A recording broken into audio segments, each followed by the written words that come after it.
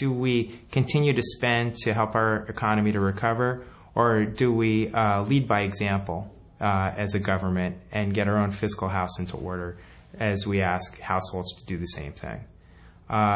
And to give you the answer, I would first give you two stories. The first story has to do with a famous episode in which Milton Friedman went down to Chile. And when he was there, he talked to then Pinochet about the best way to manage inflation and to manage his economy. And what he said to Pinochet was, if you want to cut the tail off of a dog, you have to do it all at once. You cannot do it in steps. If you do it in small increments, the dog will die. Nobody wants to cut the tail off a dog. But if you have to do this, it has to be a large-scale project. It has to be done with sincerity and earnestness, and you have to follow through the whole way.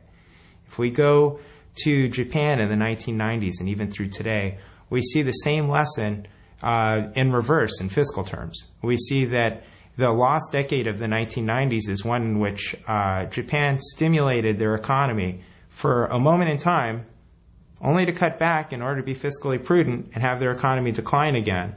And what should have cost them, say, maybe a couple of $1 trillion, has wound up costing them a huge amount more with much lesser success.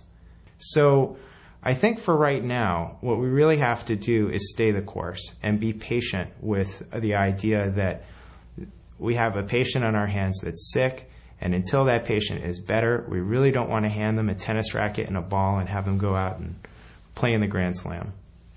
But once that patient is better and recovered, we should expect that patient to go out to play in the Grand Slam, to win, and to bring home the prize money. In other words, taxes are always going to be, and revenues are always going to be a function of economic activity. So economic activity right now really should be job number one. Actually, states cannot declare bankruptcy. There is no Chapter 11 or Chapter 7 or anything like this in the Code for States.